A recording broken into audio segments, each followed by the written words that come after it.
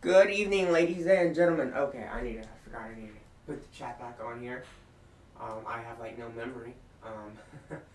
Oh, that's hilarious. Okay, back to what I was saying. Good evening, ladies and gentlemen. The Hurricane Watch Team is here with your latest update on the tropics for the 30th of July, 2021.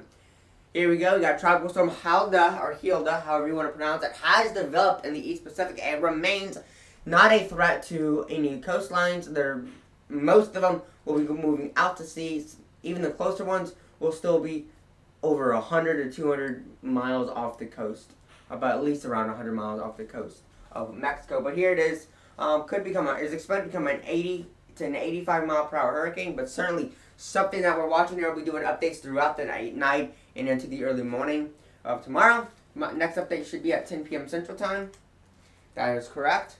And right now, this is the system, winds about 45 miles per hour. Very high cloud tops, as you can see. There's a convective burst there, showing that this storm is getting stronger.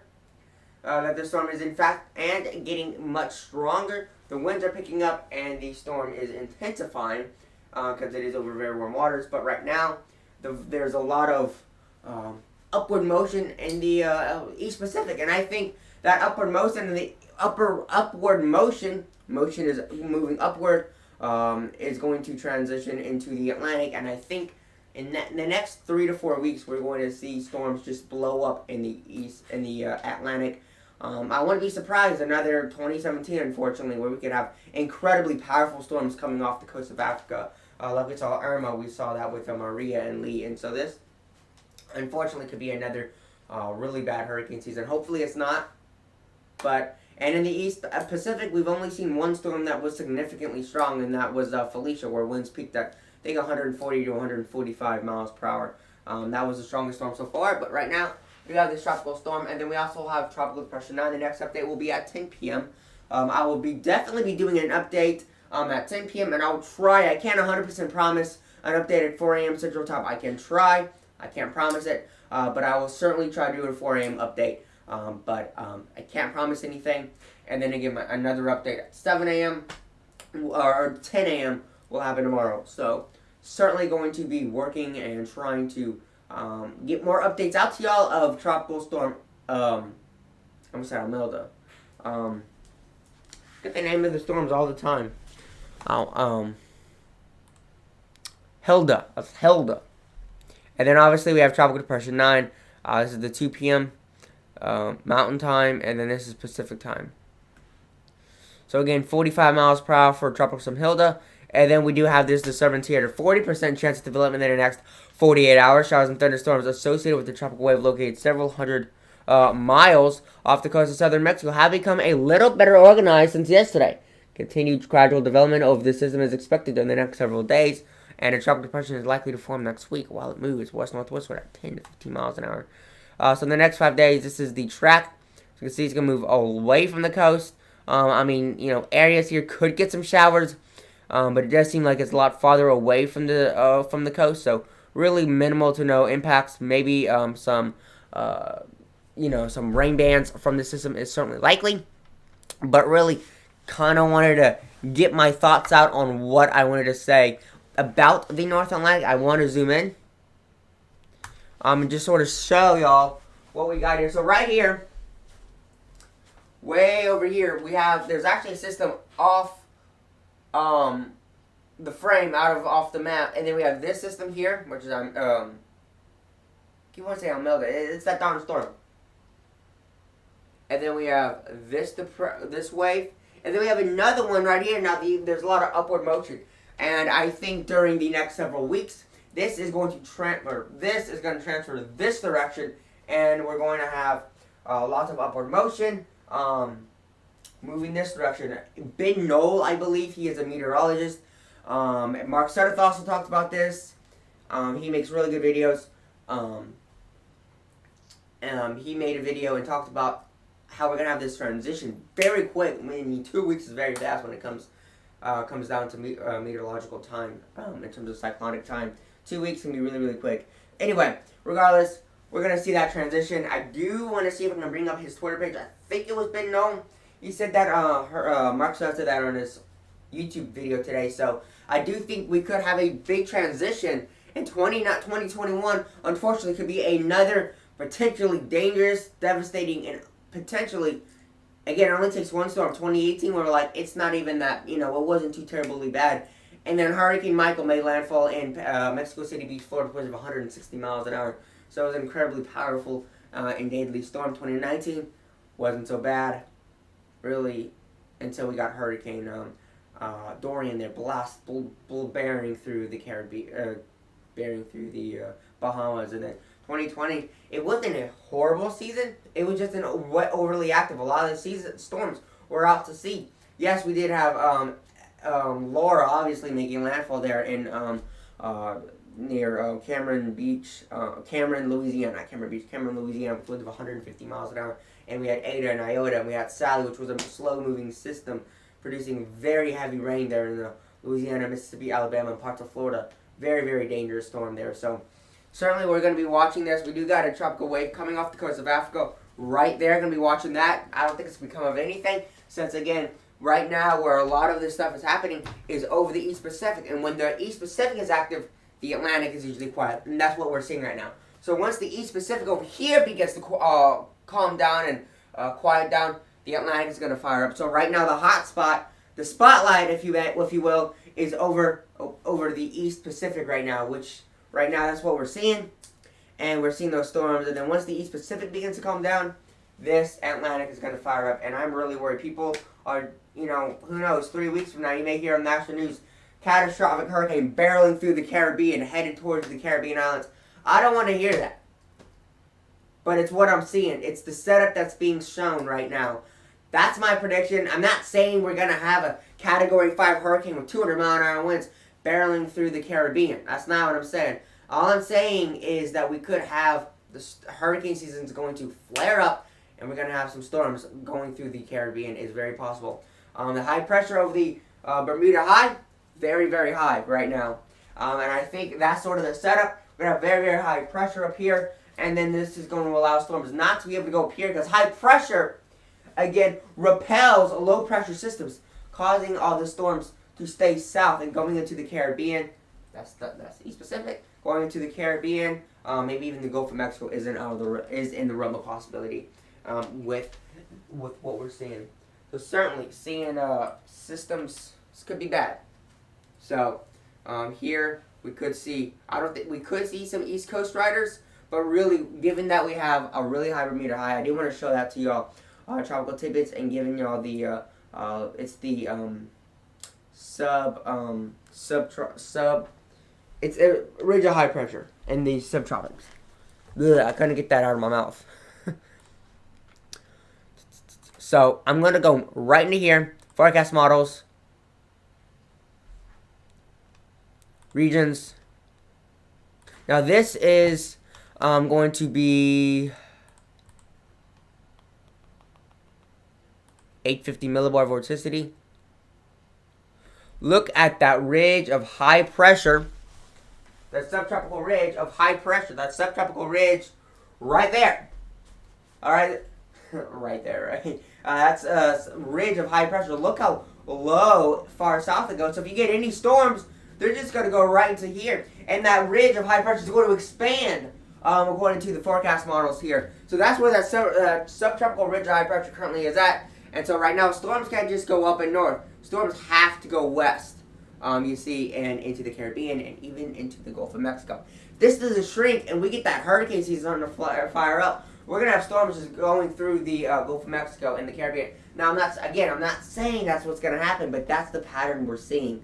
And I'm really honestly worried about that. So I want to put this in motion. I just want to show y'all how this, look at the ridge of high pressure, how it begins to move westward. You see how that's beginning to move westward? Look how big it's getting. It's really pushing far south down here. It's really starting to move west, pushing it to the Gulf of Mexico there. That ridge of high pressure has expanded tremendously according to the global forecast, GFS. So this ridge of high pressure is dangerous. It could pose a threat to the Caribbean, unfortunately. So this is very, very incredible, very, very interesting to see this. This is very, very dangerous because when you have a ridge of high pressure, storms can't just go north and just go out to sea. They need to go. They got to go somewhere. And where they got to go? They got to go west, right into the Caribbean. So unfortunately, I think this could be another very active hurricane season. I know it hasn't been active yet. Elsa dissipated in the beginning of July. No, we haven't seen really anything since. We did see that thing in the north, like in the Atlantic, off the coast of Georgia, Florida, South Carolina, that region off the southeast coast. And that was something that was a little worrisome. And I was like, this could be something interesting we gotta watch. Nothing came of it, thankfully. But what was the biggest threat? Heavy rainfall. And that leads me to my next point. Heavy rainfall, regardless, even if it's a tropical wave, not a depression or a storm, even if it's just a tropical wave, it's still going to produce an immense amount of heavy rain and flooding. Imelda was essentially only supposed to be a tropical wave until it developed. Gotta remember that name. It's Hilda. Starts with an H. I feel like I'm never going to memorize that. It's really something I'm looking at. And again, it could be really, really bad. In terms of sea surface temperatures are hot. Look at this, y'all. If it would load.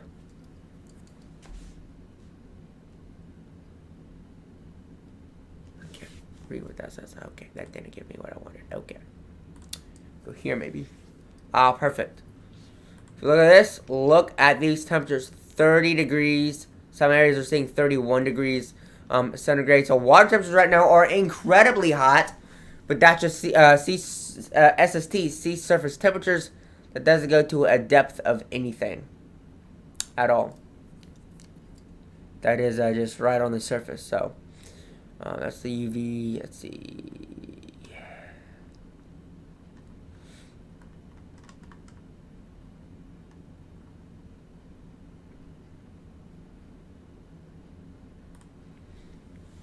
See if I can find sea surface temperatures.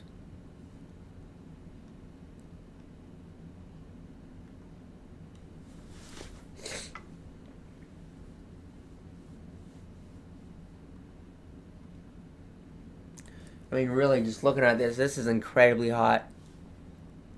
This is 26 degrees. We got incredibly hot temperatures to the north, right in that region. The water temperatures are dangerously hot right now in the Gulf of Mexico. So what I'm showing y'all here is I'm going to actually go to Tropical Tidbits, go to the analysis tools, and I want to show y'all the sea surface temperatures. Do you see I got some stuff going on there? Look at this, y'all. 31 degrees centigrade. Is the high will be gone? Is the high going to go away? No, it is not. It's going to stay there according to the global forecasting system. So as you can see right here, very, very hot temperatures. If you know centigrade or Fahrenheit, 31 degrees is like 86.8 degrees Fahrenheit, so, or 87.8 degrees Fahrenheit, so you can round that to about 88 degrees Fahrenheit. Dust, there is quite a bit of dust in the North Atlantic right now still. We still got this plume of dust coming off the coast of Africa still, but that monsoon season is beginning to come to life, and we're starting to see that right now. I'm going to show y'all satellite. I'm going to show you the dust, so we have a better idea of what we're looking at in terms of Saharan air layer.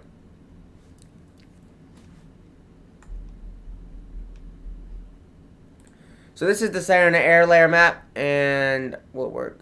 Beautiful. Popped up.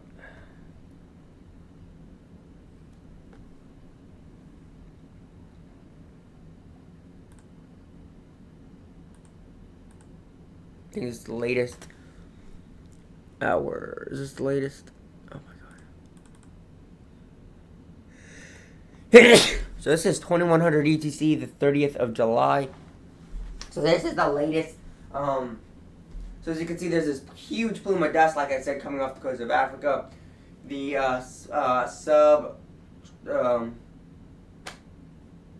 the ridge of high pressure is up here.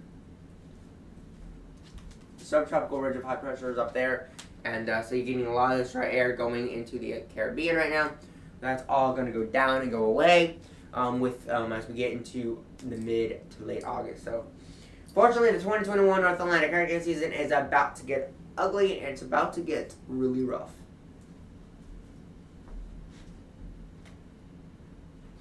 Unfortunately, it's bad. Oh, I need on this side. Yeah.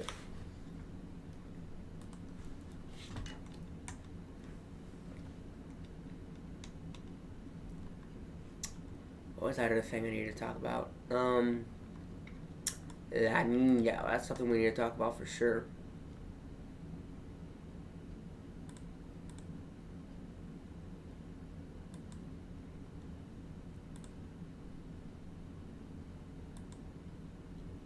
I need the Southwest Pacific, maybe? No. It's Southeast Pacific again? No, we're just gonna go to world. Actually, I don't need to talk about that. La Nina, it's gonna happen. La Nina is going to happen, unfortunately. So with all that being said, really right now the spotlight is on the East Pacific, because that's what's happening right now. So go to satellite imagery and we'll take a look at the East Pacific. I don't know why they haven't named it Hilda yet, but there's Hilda right there, as you can see. You can actually see the center of circulation being covered by clouds, which is a sign that this storm is intensifying and that the storm is going through more convection. So this storm, and we're gonna have other storms also to talk about. But right now we have Hilda, and we have the other storm, and then we have tropical depression 90, I believe. So we certainly got quite a bit going on here in the East Pacific. If you have any comments, questions, or concerns, let us know. And I'll definitely get to you as soon as I possibly can.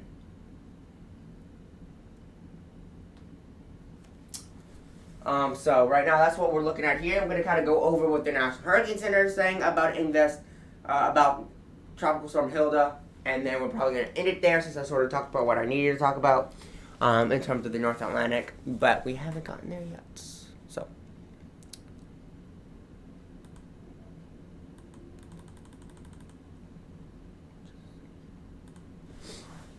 So here's Hilda.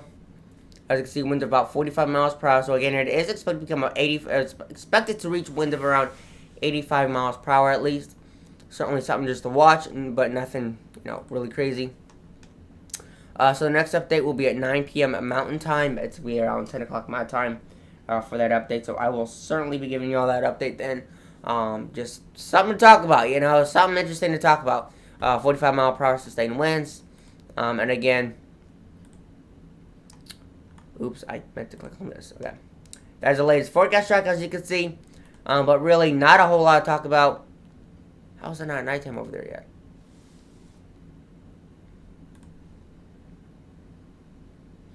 So, honestly, it is an incredibly interesting storm, as y'all can see. There's going to be definitely got some interesting stuff going on.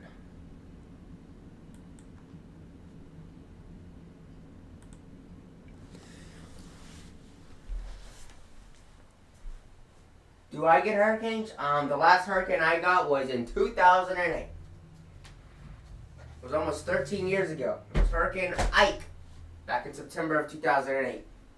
A long time ago. So yes, I have gotten a hurricane before. A direct landfall hurricane here in Galveston. At Galveston. Last hurricane that made landfall in Texas, I believe, was Hurricane Harvey, which was back in 2017. August 2017. But here are the three systems. Here's Hilda right here. Here is here's Tropical Depression 9. And then we have this area of investigation right now, which has a 70% chance in the next 5 days, or about a 50 to 60%, 50% chance in the next 48 hours. So, that was the last one I got. Haven't had our last major hurricane, I think, was Alicia in 1983. That was the last major hurricane that made landfall in this area, which in the Houston area, which was back in was it July or August? I don't know if it was July or August of 83. It might have been August. I don't know.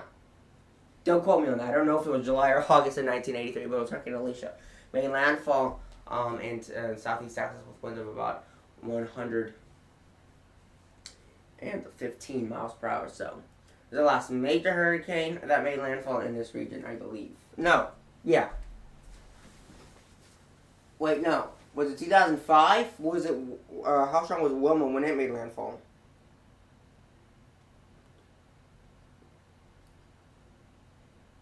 I'll have to look at that, because I don't know.